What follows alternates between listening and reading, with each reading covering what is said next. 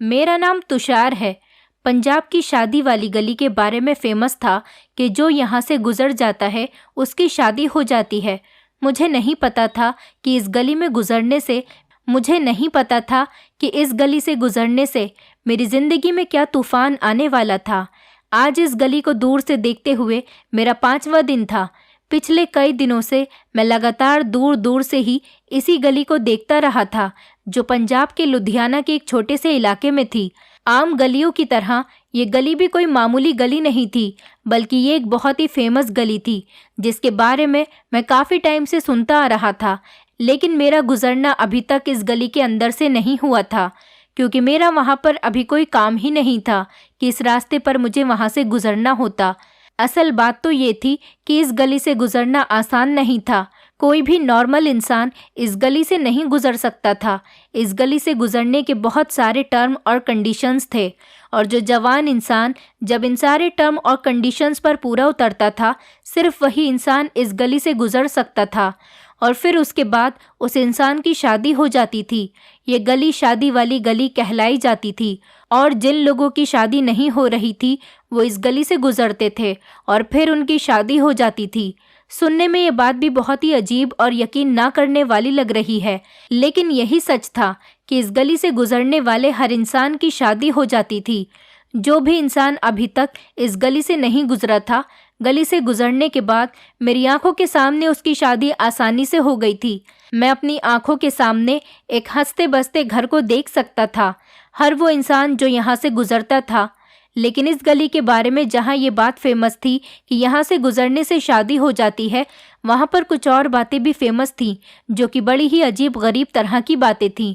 मुझे तो ये नहीं पता था कि अजीब अजीब तरह की बातें क्या थीं, लेकिन हर कोई मुझे यहाँ से गुजरने के लिए मना कर देता था और कहता था कि इस गली से सावधान रहना, कभी इस गली से गुजरने की कोशिश भी मत करना, वरना तुम्हारे साथ बहुत बुरा हो जाएगा। मेरी उम्र 45 साल थी और मेरी शादी अभी तक होकर ही नहीं दे रही थी। ऐसा नहीं था कि मैं कोई खूबसूरत इंसान नहीं था, मैं बहुत स्मार्ट और डैशिंग था और पढ़ा लिखा भी था, और मेरी गवर्नमेंट जॉब भी थी। लेकिन मुझे कोई भी लड़की सिर्फ इस वजह से नहीं दे रहा था कि मैं अपने पेरेंट्स की अडॉप्ट की हुई औलाद था। मेरे पेरेंट्स की कोई औलाद नहीं थी, उन्होंने मुझे अडॉप्ट किया था, लेकिन वो लोग मुझे बहुत प्यार करते थे। उन लोगों ने हमेशा मुझे कभी ऐसा महसूस नहीं होने दिया कि उन्होंने मुझे अडॉप्ट किया था। मेरे पेरेंट्स से कुछ लोगों ने कहा कि अगर आप किसी बच्चे को गोद लेते हो तो आपको औलाद हो जाएगी, और इसी मकसद के लिए मेरे पेरेंट्स ने मुझे अडॉप्ट कर लिया था। कुछ सालों के बाद सच में उन्हें अपनी औलाद भी हो गई थी, लेकिन उन्होंने कभी अपनी सगी औलाद और मुझ में कोई फ़र्क नहीं समझा था। अपनी औलाद होने के बावजूद भी उन्होंने मुझ पर बहुत ध्यान दिया था, और उन्होंने मेरे नाम पर पहले से ही एक अलग मकान कर दिया था। लेकिन जब उन्होंने मुझे पढ़ाई करने के लिए दूसरे शहर भेज दिया तो मेरे पेरेंट्स का सगा बेटा बहुत बीमार हो गया था और मौत के मुंह तक पहुंच गया था। और फिर सबने कहा कि ये सब इसी वजह से हो रहा है कि तुम लोगों ने भगवान को नाराज़ किया और अपने अडॉप्ट किए हुए बेटे को दूसरे शहर पढ़ने के लिए भेज दिया। वो तुमसे दूर हो गया है, क्या पता पढ़ाई के बहाने वहाँ पर वो तुम लोगों को याद करता हो या ना। मेरे पेरेंट्स ने मुझे दूसरे शहर पढ़ाई करने के लिए इसलिए भेजा था कि उनका ध्यान मेरे छोटे भाई पर भी रहे। वो लोग मुझसे भी प्यार करते थे और छोटे भाई से भी प्यार करते थे, लेकिन उन्होंने सोचा कि बड़े बेटे को दूसरे शहर पढ़ने के लिए भेज देते हैं, इससे हमारा ध्यान ज़्यादातर हमारे छोटे बेटे पर ही रहेगा और बड़ा बेटा पढ़ लिख कर किसी काबिल हो जाएगा। लोगों की बातों में आकर मेरे पेरेंट्स, जो कि मेरे सगे पेरेंट्स नहीं थे, उन्होंने मुझे अपने सगे बेटे की जान बचाने के लिए मुझे घर वापस बुला लिया था और कहा था कि तुम अपने छोटे भाई का ख्याल रखो और अब इसे छोड़कर तुम कहीं नहीं जाओगे। लेकिन मेरे पीछे उन्हें अपनी सगी औलाद जान से ज़्यादा प्यारी हो गई थी। मुझे इस बात से कोई एतराज़ नहीं था, क्योंकि मुझे ये बात पहले से ही पता थी कि मेरे पेरेंट्स ने मुझे अडॉप्ट किया था। इसके बाद भी उन्हें 4 बच्चे और हो गए थे। जब मेरी उम्र 12 साल थी और वो सब अपनी ज़िंदगी में खुश थे, लेकिन धीरे धीरे मेरे पेरेंट्स का ध्यान मुझसे हट गया था। उन्होंने उसके बाद मुझे घर से बाहर नहीं निकलने दिया। उनके ऐसे बिहेवियर से मुझे बहुत दुख हुआ था। हर कदम पर मुझे परेशानी ही उठानी पड़ी थी, और जब मैं बड़ा हुआ तो सबसे बड़ी मुसीबत मेरे लिए ये खड़ी हो गई कि कोई भी अपनी बेटी का रिश्ता मुझे नहीं दे रहा था और सबका कहना यही था कि न जाने कौन से पाप की पैदाइश है, मैं न जाने किसका बेटा हूँ, मेरा रिश्ता कौन से ख़ानदान से है, मेरे सगे माता पिता कौन हैं, कैसे थे। लोग मेरे बारे में तरह तरह की बातें करते थे। मेरा कुछ अता पता ही नहीं है कि मेरी रगों में किसका खून दौड़ता है, और सिर्फ यही वजह थी जिसकी वजह से आज मेरी उम्र 45 साल हो गई थी और मेरी शादी नहीं हो पा रही थी। मुझसे छोटे बहन भाइयों के घर बस गए थे और उनके बच्चे भी हो गए थे। पढ़े लिखे होने की वजह से मुझे नौकरी तो अच्छी मिल गई थी। मैं सोचता था कि अगर मैं दूसरे शहर जाकर पढ़ता तो शायद मुझे इससे अच्छी नौकरी मिल सकती थी, लेकिन कोई बात नहीं, मेरे लिए ये नौकरी भी ठीक थी। मैं अभी तक अकेला था। मेरे पेरेंट्स भी मर गए थे, बूढ़े होकर इस दुनिया से जा चुके थे, लेकिन मेरे लिए एक अच्छा काम करके गए थे कि बचपन में जब मैं उनकी अकेली औलाद हुआ करता था तभी उन्होंने मेरे नाम अपना एक मकान कर दिया था। मैं अकेला अपने उसी घर में रहता था। मेरी गवर्नमेंट जॉब थी और मेरे पास रहने के लिए अलग घर था और एक बाइक भी थी। सब कुछ अपना था, लेकिन एक परिवार नहीं था। इतना सब कुछ होने के बावजूद भी कोई मुझे रिश्ता देने के लिए तैयार नहीं था।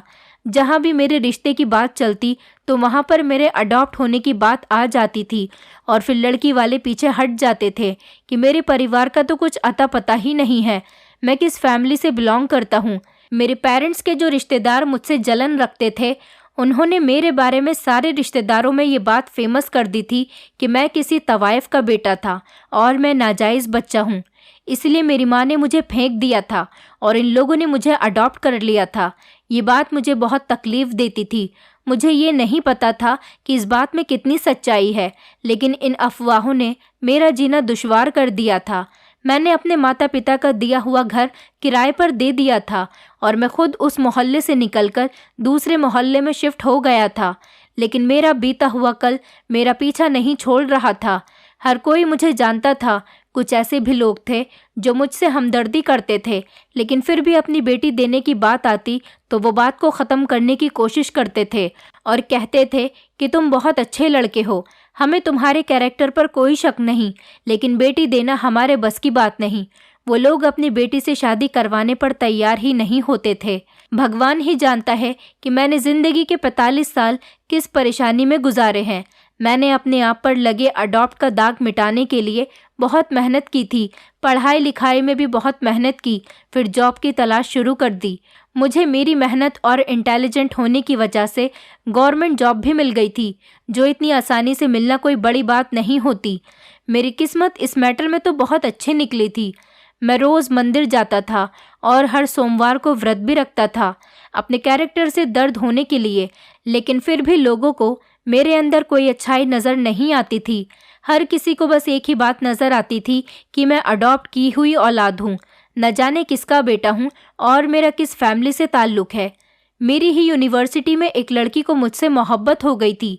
मैं भी उससे प्यार करने लगा था और हम दोनों रिलेशनशिप में आकर बहुत खुश थे और शादी करने वाले थे। मैंने लड़की के घर रिश्ता भेज दिया। उन लोगों ने रिश्ता एक्सेप्ट कर लिया था। ये सुनकर तो मेरी खुशी के कोई ठिकाने ही नहीं थे, लेकिन अचानक ही रिश्तेदारों ने चुगली लगा दी और लड़की वालों को बता दिया कि इस लड़के का कोई परिवार नहीं है, एक फैमिली ने इसे अडॉप्ट किया था, इस लड़के के परिवार का कोई अता पता नहीं। बहुत सारे लोग मेरा रिश्ता हो जाने से खुश नहीं थे। उन लोगों को ये बात बहुत खल रही थी कि मेरा रिश्ता क्यों हो गया और लड़की वाले अपनी बेटी देने के लिए तैयार क्यों हो गए, क्योंकि काफ़ी सारे लोग मेरे पीछे हाथ धोकर पड़ गए थे। मेरे रिश्तेदारों ने चोरी चुपके उस लड़की के और उसके पेरेंट्स के कान भरना शुरू कर दिए थे। इस बात पर मेरा दिल टूटकर रह गया था। उस टाइम मेरी उम्र 24 साल थी और मैं हैरान था कि एक लड़की जो कल तक मुझसे मोहब्बत के वादे करती थी, मुझसे शादी करने के लिए तैयार थी, सिर्फ मेरे अडॉप्ट होने के बारे में सुनकर वो पीछे हट गई थी। आखिर मैंने उससे प्यार करने में क्या कमी कर दी थी? मैंने उस लड़की के साथ ना जाने कैसे कैसे सपने सजा लिए थे और वो लड़की लोगों के कहने में आकर पूरी तरह से बदल गई थी और उसने दूसरी शादी कर ली। मेरा तो मोहब्बत से भरोसा ही उठ गया था। इसका मतलब ये था कि मेरी मोहब्बत को मेरी शराफत, मेरी मेहनत कुछ भी नज़र नहीं आई। अगर उसे नज़र आया तो सिर्फ एक यही बात थी कि मैं अपने पेरेंट्स की सगी औलाद नहीं हूँ। दूसरों के हंसते बसते घर देखकर अब मुझे अपने आप को देखकर शर्म आने लगी थी। मैं चाहता था कि किसी भी तरह मेरी शादी हो जाए, क्योंकि मैं शादीशुदा लोगों की फैमिली देखकर अपने आप को गिल्टी फील करता था कि मेरे भाग्य में ऐसा क्यों नहीं है। फिर अचानक एक दोस्त ने मुझे शादी वाली गली के बारे में बताया, जो लुधियाना से किसी बहुत ही खुफिया जगह पर थी। दोस्त ने कहा कि इस गली से गुजरोगे तो तुम्हारी शादी जल्दी ही हो जाएगी। ये सुनकर तो मैं बहुत खुश हो गया था, लेकिन इसके पीछे कुछ टर्म्स और कंडीशंस थी जिनको पूरा करना ही था। मैं वो सारी कंडीशंस भी पूरी करने के लिए तैयार हो गया था, लेकिन फिर कुछ अजीब व गरीब बातें इस गली के बारे में मुझे सुनाई दी। मुझे नहीं पता था कि ये सब सच है या फिर झूठ है, लेकिन बहुत सोच समझने के बाद और हालात से तंग आकर मैंने किस्मत के आगे हार मानते हुए इस गली में जाने का फैसला कर लिया। वो गली हर आम और ख़ास इंसान के लिए नहीं खुलती थी। वहाँ पर एक बहुत ही बड़ा और मजबूत सा लोहे का गेट बना हुआ था, जिसमें ताला लगा होता था, और जिसको इसी गली से गुजरना होता था उसे बहुत सारे पैसे देने पड़ते थे और कुछ पेपर्स पर साइन करने पड़ते थे। और अजीब बात तो ये थी कि कागजात पर साइन करते हुए उनको पढ़ने की भी परमिशन नहीं थी कि जिस पर हम साइन कर रहे हैं इन पर क्या लिखा हुआ है। हम ये सब कुछ नहीं पढ़ सकते थे। ये तो एक बहुत ही खतरनाक बात थी कि हम ऐसे कैसे किसी पेपर्स पर साइन कर सकते हैं जिनको पढ़ने की हमें परमिशन ही ना मिली हो। मैंने इस बारे में काफ़ी सोचा कि मैं ये सब करूं या नहीं, लेकिन आखिरकार मैं तंग आ गया था। मैं अब और ज़्यादा इतनी बेइज्जती भरी ज़िंदगी नहीं जी सकता था। अब मेरी उम्र 45 साल हो गई थी। क्या मैं इसी तरह से सारी ज़िंदगी अकेले गुजारता? मैं भी चाहता था कि मेरी शादी हो, मेरा परिवार हो, मेरे बच्चे हों और मेरी ज़िंदगी अपनी फैमिली के साथ गुजरे, क्योंकि अब मैं बिल्कुल अकेला हो गया था और मुझे लोगों के साथ की बहुत ज़रूरत थी। और मैं ये बात अच्छी तरह से जानता हूँ कि कोई रिश्ता किसी परेशानी में कभी काम नहीं आता, लेकिन अपनी फैमिली हमेशा काम आती है। मैं सारी कंडीशंस को एक्सेप्ट करने के लिए तैयार हो गया था। मेरी मुलाकात एक औरत से हुई जो उस गली की मालकिन बताई जाती थी। उसने अपने चेहरे को दुपट्टे से ढका हुआ था। मुझे उसका चेहरा नज़र नहीं आ रहा था। उसने मुझसे 2 लाख रुपए की रकम मांगी और पेपर्स मेरे आगे बढ़ा दिए थे। मैंने पेपर्स बिना पढ़े ही उन पर साइन कर दिया। साइन करते टाइम मेरे हाथ कांप रहे थे और मैं सोच रहा था कि ना जाने मैं कौन सी नई मुसीबत में पड़ने वाला हूँ। लेकिन मैंने बड़ी हिम्मत करते हुए सोचा कि जो होगा देखा जाएगा, और उन पेपर्स पर साइन कर दिए। अब शायद जो होता वही मेरे लिए सब कुछ था।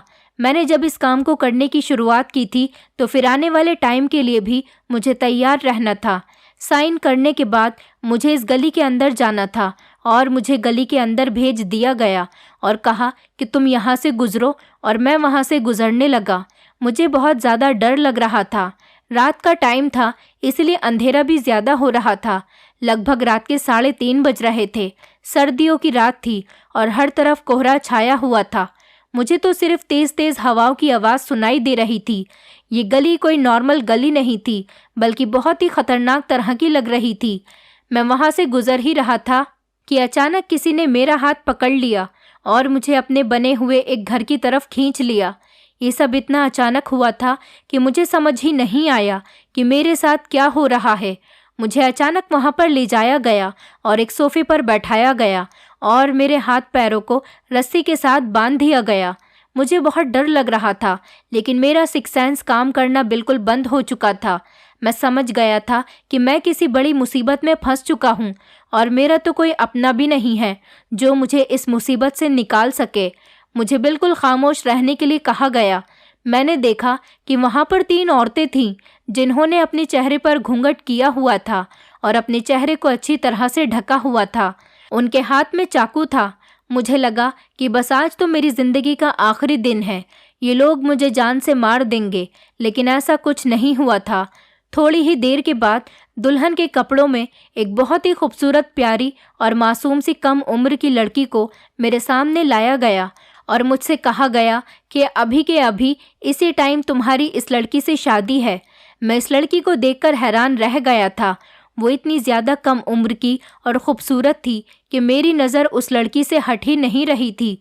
वो बहुत ही मासूम सी थी, लगभग 18 साल की होगी। उसने लाल कलर का लहंगा पहना हुआ था और काफ़ी सारे ज़ेवरात भी पहने हुई थी। कुछ ही देर में पंडित जी को भी बुला लिया गया। उन्होंने अग्नि के आगे बैठकर मंत्र पढ़ने शुरू कर दिए और मैं अभी तक रस्सियों से बंधा हुआ था और मेरी शादी इस लड़की के साथ होनी शुरू हो चुकी थी। उनके हाथ में चाकू देखकर मैं कुछ बोल ही नहीं सका। मैंने फ़ौरन शादी करने के लिए हाँ कर दी। उसके बाद मेरे हाथ पैर खोल दिए गए और उनमें से एक लड़की मेरे आगे चाकू लेकर खड़ी हुई थी। मैंने उस खूबसूरत लड़की के साथ 7 फेरे लिए और उसके बाद लड़की की मांग में सिंदूर भरा और उसको मंगलसूत्र भी पहना दिया। मैंने ऐसा सिर्फ इसलिए किया ताकि ये लोग शादी करने पर मेरी जान छोड़ दें, वरना अगर मैं इनकार कर देता तो ये लोग मुझे जान से भी मार सकते थे। मैंने उस लड़की को बड़े कांपते हुए हाथों से मंगलसूत्र पहनाया था। मैं बस इतना ज़्यादा डर गया था कि मुझे शादी और शादी की रस्मों में कोई इंटरेस्ट ही नहीं आ रहा था। मैं बस ये चाहता था कि मैं ज़िंदा इस गली से निकल जाऊं, और यहाँ से निकलना तो मुझे नामुमकिन लग रहा था। लेकिन मेरी हैरानी तब ज़्यादा बढ़ गई जब मेरी पत्नी मेरे हवाले कर दी गई और मुझसे कहा गया कि तुम्हारी शादी इस लड़की के साथ हो चुकी है। इस गली से निकलने की बात पूरी हो चुकी है और ये तुम्हारी पत्नी है। इसे अपने साथ लेकर जाओ और खुशी खुशी अपना घर बसाओ। मुझे अपनी किस्मत पर यकीन नहीं आ रहा था। मुझे पत्नी भी मिल गई थी और मेरी शादी भी हो गई थी, और पत्नी भी इतनी खूबसूरत थी कि जिसके बारे में मैंने कभी अपने सपने में भी नहीं सोचा होगा। और इन लोगों ने मुझे आज़ाद भी कर दिया था। मैं खुशी खुशी उस लड़की को अपने घर लेकर आ गया था। मेरी खुशी का तो कोई ठिकाना ही नहीं था उस लड़की को देखकर, क्योंकि वो इतनी ज़्यादा खूबसूरत और प्यारी थी कि मैं थोड़ी देर पहले होने वाले सारे हादसे को भूल चुका था और उसकी खूबसूरती पर हैरान था। जिंदगी में पहली बार ऐसा हुआ था कि लाल लाल चूड़ियों की खनखनाहट और पैरों की पायलों की आवाज़ मेरे सुनसान घर में गूंज रही थी। अपनी पत्नी की चूड़ियों की आवाज़ सुनकर तो मुझे अपनी किस्मत पर यकीन ही नहीं आ रहा था कि जो मैं सुन रहा था क्या वो सच में मेरी ही पत्नी की चूड़ियों की आवाज़ थी। मुझे सच में अपनी किस्मत पर यकीन नहीं आ रहा था कि इतनी जल्दी मेरी किस्मत पलट सकती है। कितने सालों के बाद मैंने अपने घर में अपने साथ किसी दूसरे को पाया था, और वो भी कोई और नहीं बल्कि मेरी पत्नी थी। मेरे कान तरस गए थे इस घर में किसी और की आवाज़ सुनने के लिए, और आज मुझे मेरे सब्र का फल भी मिल गया था, जिसे देखकर मुझे बहुत खुशी हो रही थी। मैंने उस लड़की से उसका नाम पूछा तो उसने अपना नाम इशिता बताया। उसका नाम भी उसी की तरह खूबसूरत और नाजुक सा था। मैं उसके साथ सुहागरात मनाना चाहता था और वो भी शर्मा रही थी। हम दोनों अपने कमरे में आ गए। मैं अपनी नई नवेली दुल्हन की तारीफ कर रहा था और उसकी खूबसूरती की तारीफ पर मैंने ज़मीन और आसमान एक कर दिए। लेकिन तभी अचानक मेरा सर चकराने लगा और मेरी आंखों के सामने अंधेरा छाने लगा। मुझे पता ही नहीं चला कि मैं कब बेहोश हो गया था। सुबह को जब मेरी आंख खुली तो मेरे सर में बहुत दर्द हो रहा था और मुझे चक्कर भी आ रहे थे। मुझे 1 मिनट के लिए तो याद ही नहीं रहा था कि रात क्या हुआ था, और कुछ ही देर के बाद मुझे रात वाली सारी बात याद आई तो मैं ठीक से होश में आ गया था, क्योंकि मैं समझ गया था कि मैं बेहोश हो चुका था। और मेरे बेहोश होने के बाद मेरे घर में क्या हुआ था मुझे कुछ नहीं पता। मुझे कुछ ठीक से याद नहीं आ रहा था। लेकिन जब मुझे सब कुछ ठीक तरह से याद आया तो मैंने देखा कि मुझे वो लड़की कहीं नज़र नहीं आ रही थी जिससे मेरी कल रात शादी हुई थी। मैंने मोबाइल ऑन किया तो अचानक से मुझे मेरे मोबाइल पर बहुत सारे डॉक्यूमेंट रिसीव हुए जिसमें मैंने बहुत सारे जुर्म को एक्सेप्ट किया हुआ था और उन पर मेरी फ़ोटो भी लगी हुई थी। और ऐसा लग रहा था कि मैं बहुत ही बड़ा आरोपी हूँ, बल्कि मेरा काम ही यही है। मैं एक बहुत बड़ा गुंडा हूँ। इसके अलावा भी बहुत सारी अजीबोगरीब चीज़ें मुझे रिसीव हुई थी। उन्हें देखकर तो मेरा सर बुरी तरह से चकराने लगा था। और फिर एक मैसेज रिसीव हुआ जिसमें लिखा हुआ था कि इस लड़की को तुम्हें हर हाल में 1 महीने के अंदर अंदर अमेरिका भेजना है। कानूनी तरीके से इसको अपनी पत्नी जाहिर करके इसके पेपर्स बनवा के तुम इस लड़की को अमेरिका भेज दो, वरना तुम्हारा अंजाम अच्छा नहीं होगा। ये मैसेज पढ़कर तो मेरे पैरों तले से ज़मीन निकल गई थी। थोड़ी देर बाद मैंने देखा कि मेरी पत्नी कमरे के अंदर आई थी। कमरे में उसके हाथ में कुछ पेपर्स भी थे। उसने खामोशी से वो पेपर्स मेरे हवाले कर दिए और कुछ बोले बिना ही उसने अपने सर को झुका लिया और खामोश बैठ गई। मुझे समझने में 1 मिनट भी नहीं लगा था कि ये ना जाने मैं किसी मुसीबत में फंस चुका हूँ। लेकिन सिर्फ मैं ही नहीं बल्कि मेरे साथ साथ ये लड़की भी फंस चुकी है, क्योंकि इसके चेहरे से ही लग रहा था कि वो भी परेशान है। वो तो कल रात से ही मुझे टेंशन में लग रही थी और उसके चेहरे पर मासूमियत थी।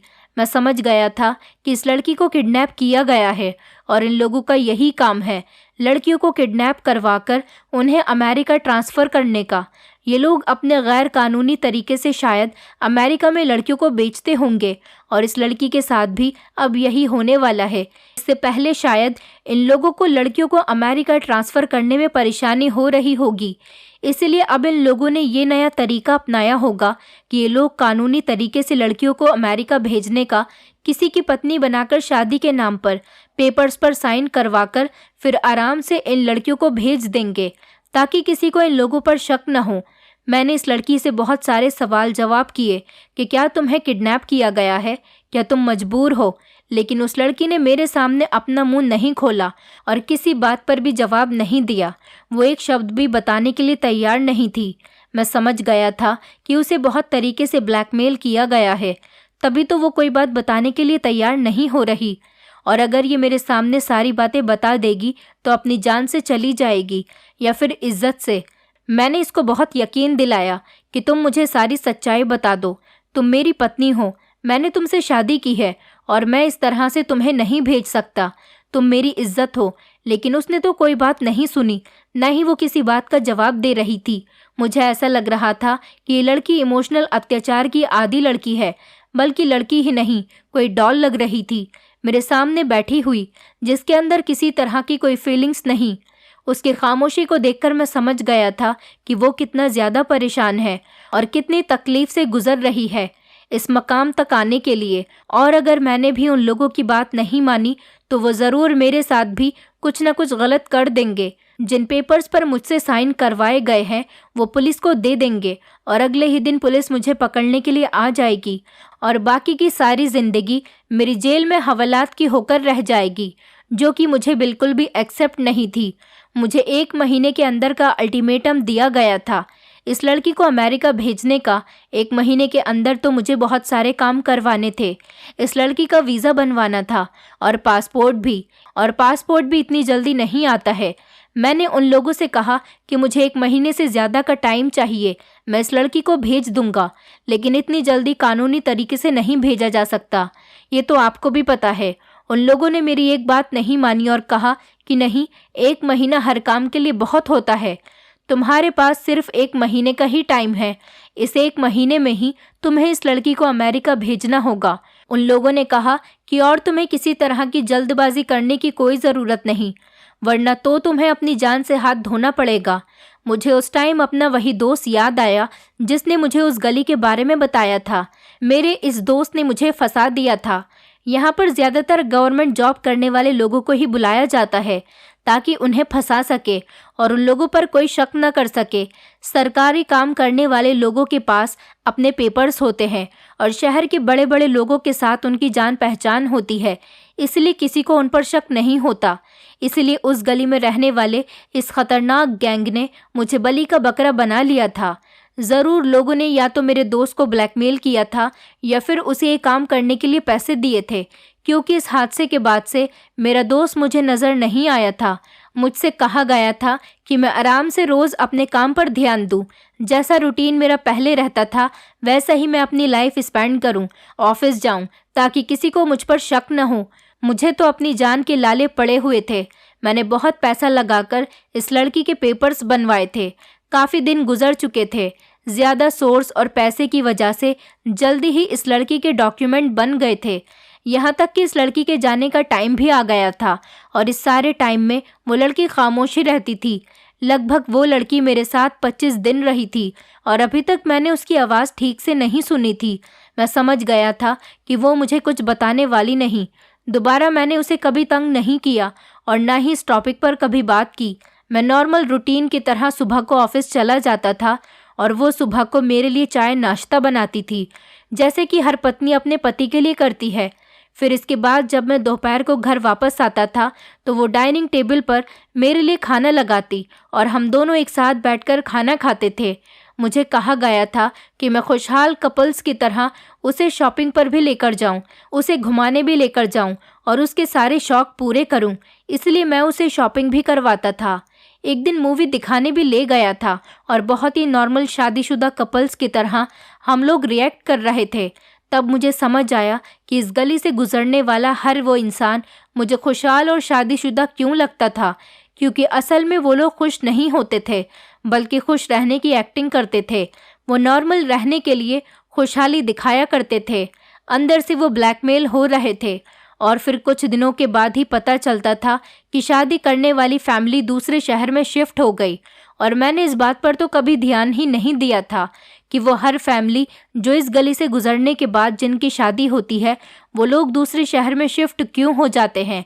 ये बात तो कभी मेरे दिमाग में आई ही नहीं थी और अब मुझे इस बात का जवाब मिल चुका था। ये लोग लड़कियों को बाहर भिजवा देते थे और लड़के को गायब करवा देते थे। शुरू में तो मैं सच में इस मुसीबत से निकलना चाहता था और चाहता था कि जल्द से जल्द इस लड़की के पेपर्स बन जाएं और मैं इस लड़की को अमेरिका भेजकर सुकून का सांस ले सकूं और बाकी की सारी ज़िंदगी अकेले ही गुजार दूं। बस मेरी जान इस मैटर से छूट जाए। मेरे दिल में इतना ज़्यादा डर बैठ चुका था कि सामने बैठी हुई लड़की की फीलिंग्स का मुझे कोई एहसास नहीं था। लेकिन इतने दिन इस लड़की के साथ गुजारने के बाद मुझे एहसास हो रहा था कि इस मासूम सी लड़की से मुझे प्यार हो गया है। ये बहुत सीधी सादी लड़की है। वो मेरी पत्नी थी, लेकिन अभी तक मुझसे दूर दूर थी क्योंकि मुझे इसके करीब जाने की परमिशन ही नहीं थी। ये सभी इसी गैंग से रखी गई एक शर्त थी कि मैं इस लड़की को हाथ तक नहीं लगाऊंगा। काफ़ी बार मैं उसे देखकर बहक जाता था, लेकिन मुझे महसूस होता था कि इस गैंग ने मेरे घर में खुफिया कैमरे लगा रखे हैं और उन्हें मेरी हर हरकत के बारे में खबर मिलती रहती है। इसी डर से मैं उस लड़की के करीब नहीं जा पाता था। हालांकि मुझे पता भी नहीं था कि जो मैं सोच रहा हूँ वो सच है भी या नहीं। वो लोग सच में मेरी हर एक हरकत पर नज़र रखे हुए थे, लेकिन शायद ये मेरा वहम था। ऐसा सिर्फ मुझे लगता था, लेकिन मुझे पक्का यकीन नहीं था। मगर इस लड़की की खामोशी तो मुझे यही बता रही थी कि मेरे घर में कैमरे लगे हुए हैं जो मुझे कहीं नज़र नहीं आ रहे, वरना ये लड़की कुछ न कुछ तो मुझे ज़रूर बताती। जब उस लड़की के अमेरिका जाने का टाइम आया तो 2 दिन पहले उसकी फ़्लाइट थी और मैंने टिकट उसके हाथ में दे दिए थे और मैंने उससे कहा कि अब तुम्हें यहाँ से जाना है। मेरा दिल तो नहीं कर रहा था कि मैं उसे यहाँ से भेज दूँ, लेकिन मैं इसके अलावा कुछ कर भी नहीं सकता था। इससे मेरा और उस लड़की दोनों की ही जान को खतरा था और वो कुछ बोलती भी तो नहीं है कि मैं उसकी मदद कर सकूं। और मुझे लगता है कि मैं उसकी मदद कर भी नहीं सकता क्योंकि मेरे हाथ में कुछ नहीं है। मैं पूरी तरह से इस गैंग के हाथों में ट्रैप हो चुका हूँ। सुबह को जब उस लड़की की फ़्लाइट थी तो रात को मैंने देखा कि वो मुझे कुछ परेशान नज़र आ रही थी और फूट फूट कर रो रही थी। वो सारी रात रोती रही थी, सोई भी नहीं थी और हाथ जोड़कर भगवान के आगे बैठकर प्रार्थना कर रही थी और ना जाने भगवान से बार बार मदद की गुहार लगा रही थी। पहली बार था जब मैंने उसकी ठीक से आवाज़ सुनी थी। जितनी वो खूबसूरत थी उससे कहीं ज़्यादा खूबसूरत तो उसकी आवाज़ थी और वो बार बार भगवान से रो रो कर मदद मांग रही थी। तो ऐसे कैसे हो सकता था कि भगवान उसकी मदद नहीं करता। मैं समझ गया था कि वो बहुत मजबूर है, इसलिए तो इतना ज़्यादा रो रही है। मैंने उससे कहा कि तुम मजबूर हो, तुमने मुझे क्यों नहीं बताया। लेकिन अब मैं खामोश नहीं बैठूंगा। चलो, हमारे पास सिर्फ यही टाइम है, हम दोनों यहाँ से निकल चलते हैं। मेरी बात सुनकर वो और भी ज़्यादा रोने लगी और कहने लगी, इन लोगों के पास मेरी बहुत सी वीडियोज़ हैं। इन्होंने मुझसे कहा कि अगर मैंने किसी तरह की चालाकी की तो ये लोग मेरी वीडियो लीक कर देंगे। मैंने उस लड़की से पूछा कि क्या मेरे घर में खुफिया कैमरे तो नहीं लगे हुए, तो उसने कहा कि नहीं, लेकिन मैं इन लोगों से बहुत डरती हूँ, इसलिए तुम्हें कुछ नहीं बता रही थी। मैंने कहा कि तुम्हें डरने की कोई ज़रूरत नहीं। जब यहाँ पर कैमरे नहीं लगे हुए तो फिर तुम्हें डरने की भी कोई ज़रूरत नहीं। उन लोगों को कैसे पता चलेगा कि तुमने मुझे कुछ बताया है। तुम डरो मत, खामोश हो जाओ और रोना बंद करो। तुम जल्दी से मुझे सारी बात बताओ।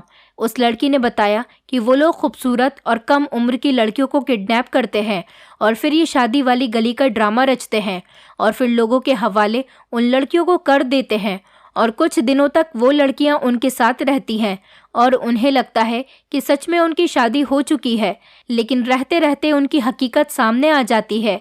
आपके सामने तो ये सच्चाई जल्दी ही आ गई, वरना कुछ लोग तो काफ़ी सारे महीने गुजरने के बाद इस हकीकत के सामने आते हैं। मैंने उससे कहा कि तुम अपनी वीडियो की बात ही मत करो, तुम वीडियो से डर रही हो और सोचो जब तुम्हें अमेरिका भेज दिया जाएगा और तुम्हारे साथ कितने खतरनाक लोग होंगे जो तुम्हारी इज्जत पर भी हाथ डाल सकते हैं, तो क्या तुम वो सब कुछ बर्दाश्त कर सकती हो? मेरी बात सुनकर वो रोने लगी थी। उसने मुझसे कहा कि अगर मेरे अंदर ये सब बर्दाश्त करने की हिम्मत होती तो मैं आज भगवान के आगे इतना गिड़गिड़ाकर मदद की पुकार नहीं लगा रही होती।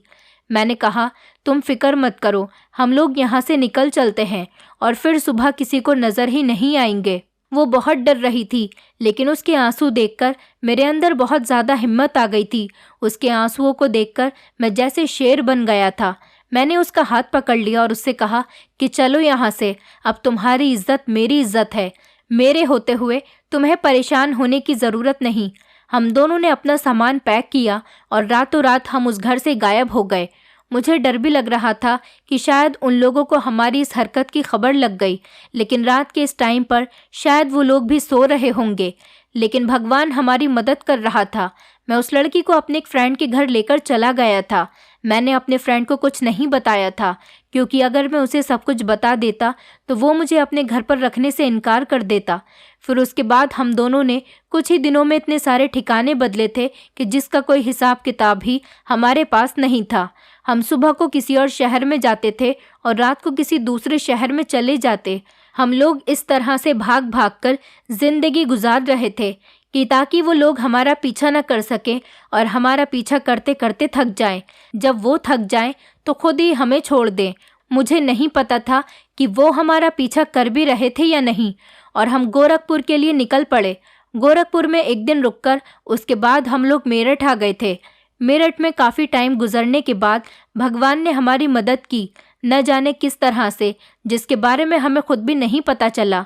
हमें इधर से उधर भागते हुए लगभग 3 साल हो गए थे। 3 साल तक भागते भागते जब हमें यकीन हो गया कि अब वो लोग हमें कहीं नहीं ढूंढ सकते और ढूंढ ढूंढ कर थक चुके होंगे, तो हम वापस पंजाब पहुंच चुके थे। पंजाब आने के बाद हमें बहुत बड़ी खुशखबरी मिली थी कि शादी वाली गली का सारा गैंग पकड़ा गया। पुलिस ने उन लोगों को 6 महीने पहले ही अरेस्ट किया और उन सबको कड़ी से कड़ी सज़ा दी गई, क्योंकि वो लोग काफ़ी टाइम से लड़कियों को बेचकर उनका धंधा कर रहे थे और लोगों को बेवकूफ़ बना रहे थे। इन लोगों से गलती ये हुई थी कि उन्होंने लुधियाना के पुलिस स्टेशन के एक पुलिस ऑफिसर को ट्रैक किया और उन्हें ये नहीं पता था कि ये लुधियाना के ही थाने का ऑफिसर है, यानी कि वो खुफिया तरीके से अपना काम करने वाला ऑफिसर था, और उसी की वजह से ये सारा गैंग पकड़ा गया था। ये बात सुनकर तो हमारी खुशी के ठिकाने ही नहीं रहे थे, और आज इस हादसे को 15 साल गुजर चुके हैं और हमारे बच्चे भी हो गए हैं। मैं अपनी पत्नी इशिता के साथ बहुत खुश हूँ और हम एक दूसरे के पति पत्नी होने पर एक दूसरे को बहुत लकी समझते हैं, क्योंकि उसे मुझ जैसा साथ देने वाला पति और मुझे इशिता जैसी समझदार और खूबसूरत पत्नी मिली थी। हम भगवान का शुक्रिया अदा करते नहीं थकते हैं, क्योंकि उन्होंने हमें और दूसरे लोगों को भी इस बड़ी मुसीबत से आज़ाद कर दिया था। ऐसी बहुत सारी लड़कियां थीं जो इन लोगों का शिकार हो गई थीं। इससे पहले जो यहाँ की लड़कियां अमेरिका गई हुई थीं, अमेरिका की पुलिस से कांटेक्ट करने के बाद उन लड़कियों को भी तलाश करके उनको हिंदुस्तान बुलवा लिया गया था और उनको उनके पेरेंट्स के हवाले कर दिया गया था।